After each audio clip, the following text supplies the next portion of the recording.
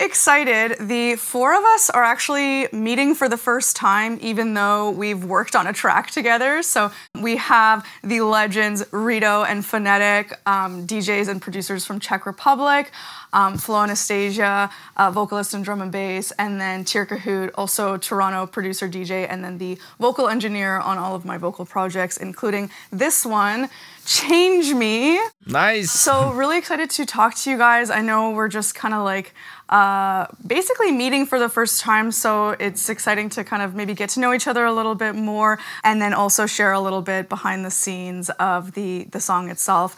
I thought before we get into the track, so drum and bass is one of those things that's like not as popular as other genres, but it seems to like connect people from around the world. And I'm always curious to hear like how did people discover and fall in love with drum and bass? And I'm curious what that was like for you guys. It's basically my primary school, I think. Before the drum and bass, I produce hip hop. Then I totally switched to techno. Oh, so I never knew. I'm even learning things. We're getting to know each other. Yeah. After that, I discovered, I think it was a Prodigy, an Aqua Sky, and then I switched into the drum and bass. So that was a hard point for me. And because drum and bass is so technically powerful, yeah. so this magically give me into that. So yeah. Okay. No, that's cool. It's interesting. I'm very pleased to hear Martin mention Prodigy, because like for me it was actually really Prodigy that changed everything. It wasn't first the drum and bass, it was the Prodigy. And then, you know, I got really into like how I can learn to do those things. And obviously when I started it was very different. There were no VSTs, guys, you know, so just so right. you know, so so they didn't exist yet. So I had to find some crazy way. I've managed to save up some money, and then I bought like some hardware. I still have my Virus B, the first synth actually with me in the studio. Whoa. And, nice. And that was my first hardware, you know, and from there, I think I was very excited into how to make the sounds. And I actually, because of getting better with the mix downs and getting better with production, I studied sound engineering, and that led me to other journeys as well, you know. Because you went to school for audio engineering as well. Did you already know drum and bass at that time? I did, yeah. Probably for, I want to say, 2 to 3 years. So Nice. a little bit. Cool. That was kind of around the time of like the first Netsky album. My first drum and bass track that I ever heard was actually DJ Fresh Hypercane in 2009. It was like a YouTube recommendation. Nice. And then the first time I heard that, I was like, what the heck is this? Yeah. So it led me down like a rabbit hole.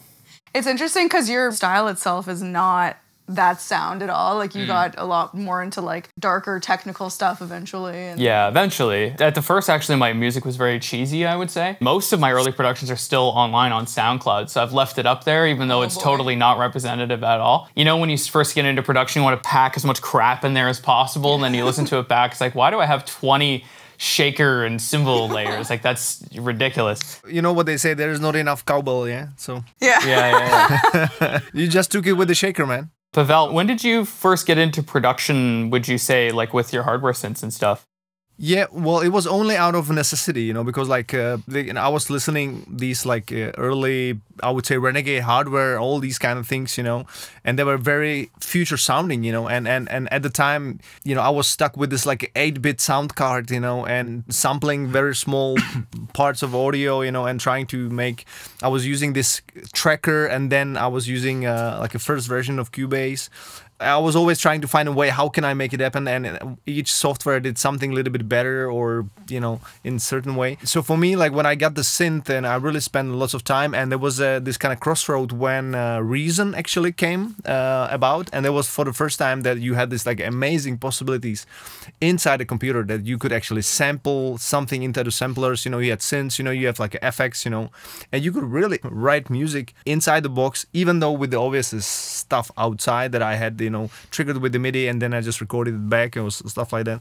So there was it was very interesting because there was no actually it's a funny one, but there were no tutorials or anything, you know, like and in Czech Republic there was nobody making drum and bass, you know, like there were maybe 2 guys that I knew. But I mean, I think it has this magic because like you were discovering everything, you know, for yourself, you know, and I got this like long nights, you know, just stuck, you know, and just trying to, you know, find the way, you know, and beating my head against and then, you know, I think that was what I got really interested in. Like, I mean, how could you, you know, do this, you know? And there was a time when you used to resample lots of sounds, you know, you use Contact. I made millions of like patches inside the Contact because there was no other way. The synths or the possibilities were not so capable, or you know, the automations or the processing power that it's these days is just not comparable at all. Like, you know, I mean, it's mental what you can do these days, you know, with the iPhone. Yeah, and it's so interesting too how like what I really like about drum and bass is that it can be so technical, but then people come into drum and bass from all different sides. So it's interesting to hear how you came into drum and bass. I find that like, yeah, I guess maybe somebody likes one kind of subgenre and then they discover all these other parts of drum and bass, and I think for me that was definitely the journey as well. It was like before drum and bass I listened to all different kinds of music like hip hop, so it was really cool, Martin, to hear that you kind of started with that as well. I really like kind of trip hop, like that kind of electronic stuff, and jazz. And then I remember when I first heard drum and bass I was like, oh my god, this has like everything that I love about different kinds of music in one place. I was really excited when you guys reached out to me because a lot of people, as a vocalist, they'll come to me with liquid tracks. And like I've definitely done a lot of liquid, but my heart really likes putting like a soft voice on like the darker stuff and the crazy like neuro and that kind of thing. So I was really excited to work on this track. And I'm curious, when you guys started it, did you always know that you would eventually want a vocal, or like what was the kind of the early production of Change Me? Yes, there was this idea, and as well we sent you the clip with the vocal, right? Yes. That really inspired us because like I was always kind of in love with that vocal, and I felt the color and all these like atmosphere, it was very cool, you know, like dark but still kind of emotional, you know, and I always wanted to have some vocal like that in our tracks or in my tracks. And when we started, you know, working and we've done a little bit of intro, and I thought like, oh, it would be great if we can have like a really like nice vocal that would fit that perfectly, and not using samples, you know, not using that, you know, and really then but first thing I remember, it was a bass line. Yeah, well, I mean, sure. Yeah, we started with the bass line. We started with the bass line, but then we built a very strong intro. Yeah, and then comes idea with the vocals. So. Yeah, so I think you were actually our first choice. You know, so I was because like I wanted to work with you for a while, you know, and I thought like this might be a great chance, you know, like because like some places, you know, and really good in the place. But I would love to ask you now. I mean, how did you get into the singing? I mean, how was it like? Were you actually when you were at school doing a little bit of singing, or was it just out of because you fell in love with the music and then you discovered, oh, I just feel I want to somehow connect, you know, and just use something, you know, that is inside me, you know, that I want to explore. I guess like for singing, ever since I was a kid, I always liked to sing for fun.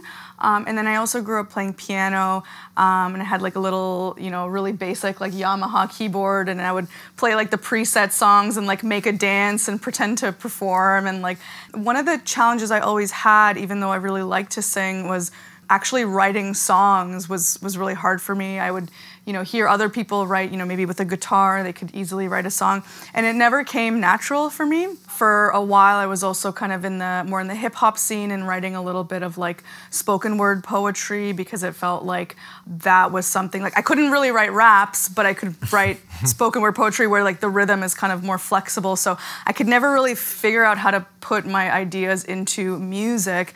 And then when I discovered drum and bass, it was like kind of late teenage years, early 20s. Because the other thing was like my voice was always kind of soft. Even when I sang in choirs later and that kind of thing, I never had like, you know, the lead role or anything like that. But I would hear some soft vocals in drum and bass or more minimal stuff, just a few sentences. I'm like, oh, I can kind of see myself in that. And so it felt like kind of for the first time that I could also be an artist and kind of manifest my vision in this genre.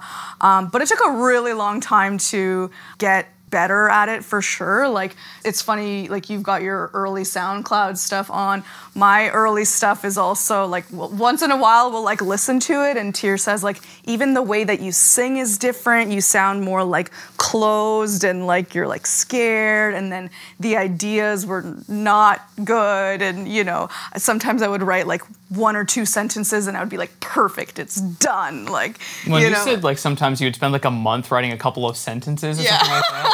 And it's like, and then when you listen back to them, it's like, that took a month? Yeah. So it's, you definitely have improved a lot in terms of your writing. But that took like, you know, years. How many dozens of tracks and attempts and stuff, right? Yeah, exactly. It's the step-by-step evolution. So I think my first like drum and bass on vocals was from SoundCloud, putting little tiny snippets of my vocal on. I used to make like little loops with my keyboard because I didn't really believe in myself as a singer yet. I thought maybe I'd be a producer instead, and I'd make little loops and I would put my voice on it. And then on SoundCloud, people were like, can you put a little bit of vocals on my songs? They're like, you suck as a producer, what about vocals? But that's kind of what I really always wanted to do anyway. And so starting to work with more producers through SoundCloud at the time, this was like 2011, 2012, that kind of, you know, one step led to another. And then really, I think only in maybe 2017, 2018, 2019 is when I started to write more like real songs with chorus ideas and verses and that kind of thing. And obviously I'm not, you know, the best ever, but I'm definitely come a long way since the early crap. It's a journey, you know, and I think this is what is very interesting, you know, like it's beautiful, I think, about this, you know, that you see that where you started and where you're going and where you're at now, you know, and it's nice to look back and enjoy that, you know. I mean, we should next time do a listening demo, you know, like, Yeah. you know. Do you have still the first demo of your track? Oh, I have a hard drive that I'm afraid to open. Nice. Yeah, I know where it is. It's just over there. No. Yeah. Nice. So we keep it for next time, you know, like, and, but that might be exciting, videos. you know, to share every once, you know, like the Actually, you don't know, but I try vocal as well, and Okay. you tried it. yeah, but And how was it? maybe we can do a jam and I can play as well. Well, yeah, I mean, I tried it as well, but I decided there's not everything I can do, so. It helps me, the process, because when I try it, I understand how is it different, and the process and the mix chain, everything. So it helps me to more understand the vocalist. So And as well, I really enjoy you as a vocalist, because like some of the vocalists might be more like they're only just singing what you write for them or what you know, like come up with. And I think that's why I would always try to reach out to someone who is actually doing their thing, you know, and then can actually bring something that is very not you but their own into the music, you know, because like then it truly becomes something that is an effort that it's together and is this like a magic, you know. Of course, some people are very good composers, you know, they can come up with great lines, you know, if it's their thing, you know, but I love that I can be separated from that, you know, and just leave all that to you, you know, and you just do something. That's why I know, if you remember, I said, you know, I'm very excited whatever you do, and I just want to be surprised, you know, because like that's always very inspiring, you know. You hear something that you cannot picture before because like you have this like a idea of what it might be there, but then you get something and you're like, wow, this is cool. I didn't think this way, and this is very interesting, you know, and that can lead to another ideas that I would maybe, or we would maybe, you know, like work on within the track. Like, for example, there's Little Bridge, you know, that was the idea, you know, and I loved that you done part for that as well, that I really enjoy in the track, that I think it's cool that it's there, you know. It's like it leads slightly different way and then it just goes back into the main theme, you know, so I really enjoyed that. Thanks, man.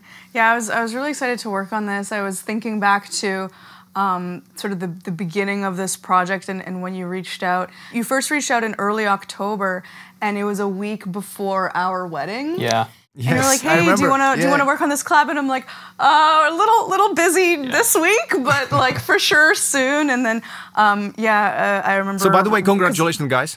Oh, thank you. We're drum and bass for life, for sure. And I remember I was telling you, like, you know, we have our wedding, and then right after the wedding, we're basically going to the UK and Europe to play shows for the very first time. So we did kind of like a little honeymoon tour, and I had said, you know, I might need like a few weeks to, you know, work on this, and if you can wait. And I'm really glad that you had sort of enough time to be able to wait for us to get back. But I do remember kind of listening to the instrumental while we were on our little tour as well, so it's probably getting like Europe vibes and that kind of thing. Yeah, I remember you had a vocal on it, kind of like a vocal idea, and it was really, really good. And so my thing was like, oh, how can I do something that's like I remember I asked you yeah. if you, because like I knew like it's quite challenging, and I actually didn't want to send it to you for the first time. You know, I was like thinking maybe it's gonna be better for you not to actually get this, you know, like that what we thought kind of works, you know. Yeah. So it doesn't really like put you into a certain direction, you know. But then you said, oh, I'll be happy to hear that what you have in mind that might work there. But I'm glad that actually what you have done is not the same at all. It's very different, you know, and it still captures the vibe very nicely. I'm so glad you guys ended up liking it. Yeah, I remember one of my... I mean, it's my favorite shower song now, you know. Perfect. As you're changing in the shower, you change me, right? I love that. I mean, one of my favorite things in it as well that was kind of unexpected, when you had the instrumental, there's like really cool like orchestral elements that kind of build, and there's so much emotion and tension. I remember towards the end we asked you if you can take a few of those elements out, and then instead it was actually Tyr's idea to put instead of some of the pads, why don't we like make some layers with vocal like ooh ah kind of harmonies, and then that becomes the pad to build it. So I thought that was... No, it was a great idea, and I was actually happy just to take the stuff out, you know, and as well it make more space for the vocal, you know. And sometimes that's the process, you know, you just put more stuff and then you ended up taking it away, you know. And it was great idea with the harmonies. I love them, and totally, I think yeah. They do really, you know, like add to the special, you know, like mood and the color. Yeah. I don't know. I think some people know this secret. Some people might not. But I don't write any of my own harmonies. It's all Tyr, because I'm really bad at it, and he's very good at it. So he'll just tell me like, okay, do ooh, and I'm like, is it ooh? And he's like, no, ooh, and I'm like, okay. I love as you had it, but I actually add a little like a sine wave with the same chords underneath of that, just to give it a little bit more this kind of, you know, like even like a bigger space. I don't know if you noticed, but it's there. Fun fact actually about this song, Martin can actually definitely confirm that. I think I made like over like 60 versions of the no way. Of the final, maybe more of the final mixdown. I mean, I totally killed myself because like basically we change every time.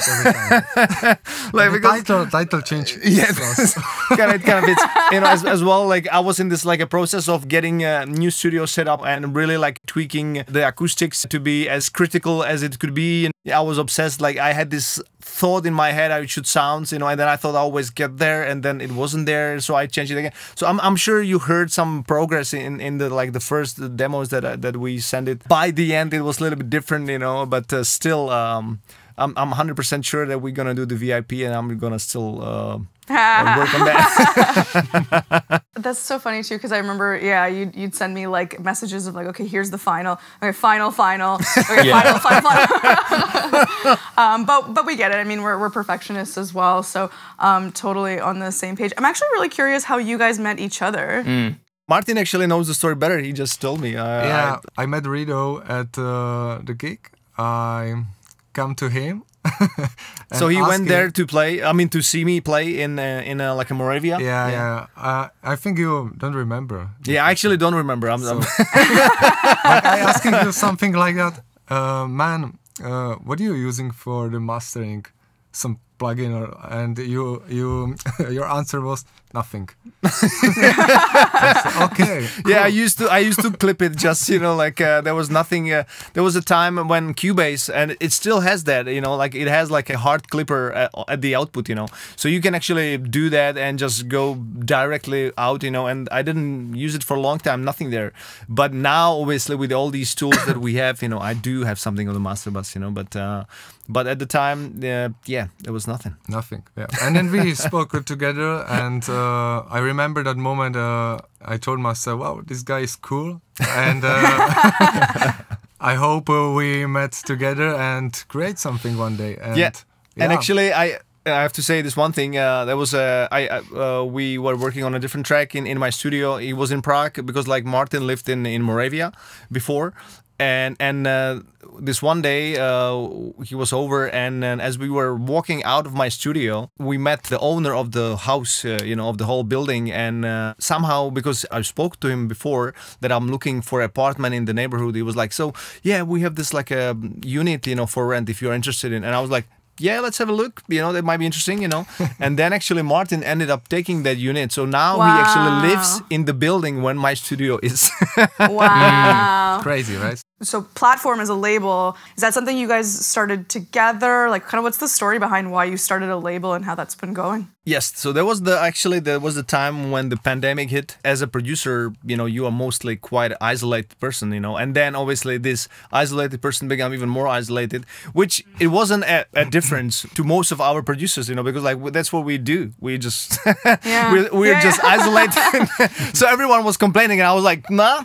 It's the same, but I felt okay. I really want to create something that will support people around that I enjoy, or like I feel maybe they don't have the voice that they deserve, or something, and I felt like it would make more sense for the future, just to keep building this like a community of people that really share similar values or the vibe that I'm interested in.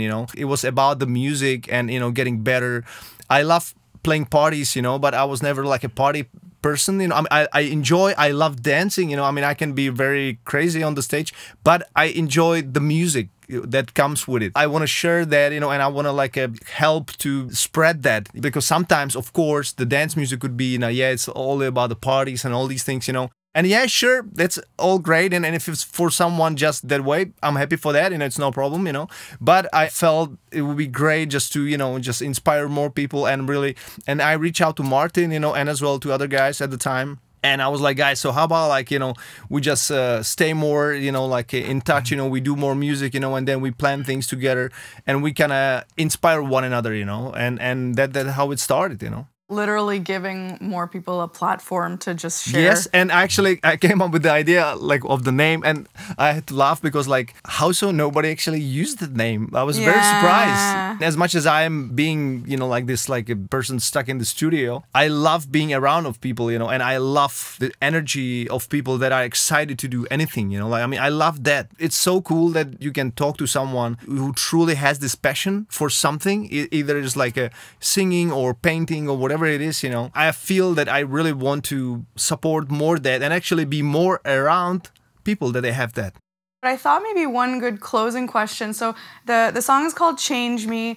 I kind of wrote it around, kind of going through maybe having a hard time breaking some bad habits, and you need to finally ask for help, even if you don't really like to ask for help, and that kind of thing, and how people around you can have a positive impact on you when you're struggling.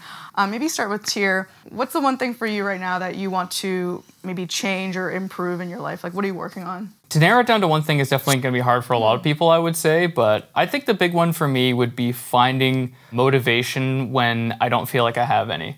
Would be the big one, because we've all, and you guys have felt that too. It's like, I really should be getting XYZ done, and it's like, man, just can't drag myself to do it today for whatever reason. And you can always make an excuse of like, I don't want to go to the gym because I'm tired, or I've had a stressful day, so I don't want to write music, or you can always find the excuses. And what I want to find is an excuse to not listen to the excuse. My big change that I want to make is to be better at staying focused and being motivated to do the things that are most important in my life, which is music and being creative. Awesome. How about you, Flo? My own question, and it's like of course. health for sure. Like physical health has always been a challenge for me in terms of like, you know, I'll get really into like going to the gym for like 3 months or going to some like fitness class for 3 months. And then after the excitement dies down, it's hard to keep consistent. So I would say consistency with, you know, physical movement and activity and that kind of thing is been a challenge. I think I'm a little bit better at it now, but I'm not out of the woods. So I just got to keep going. And because obviously that kind of stuff also impacts mental health and emotional health and creativity and that kind of thing. So that's a big one for me for this year. Nice one. Martin, how about you?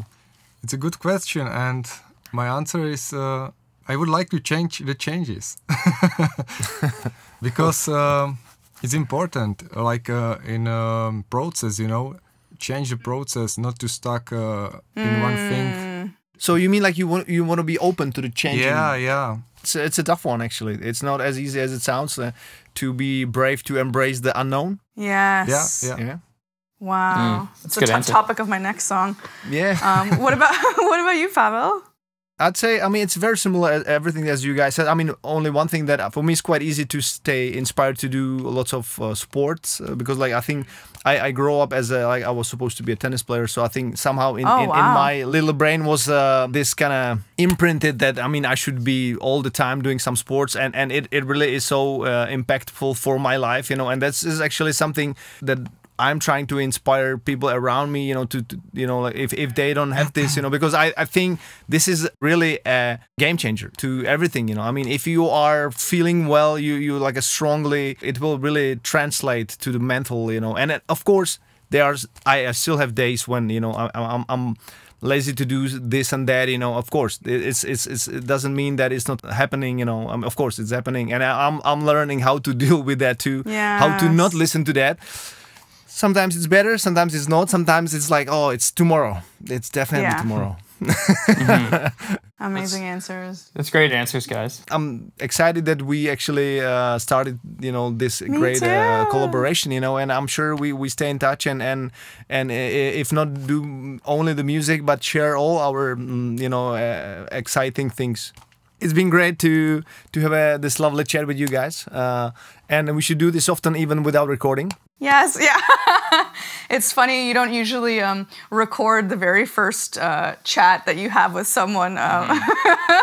Yeah, I think this is awesome. It's really, really nice to get to know you guys a little bit more and have some laughs and hear more about, like, you know, your stories and then behind the scenes of the Change Me track as well. And good luck with your changes in your lives. So we're gonna embrace them.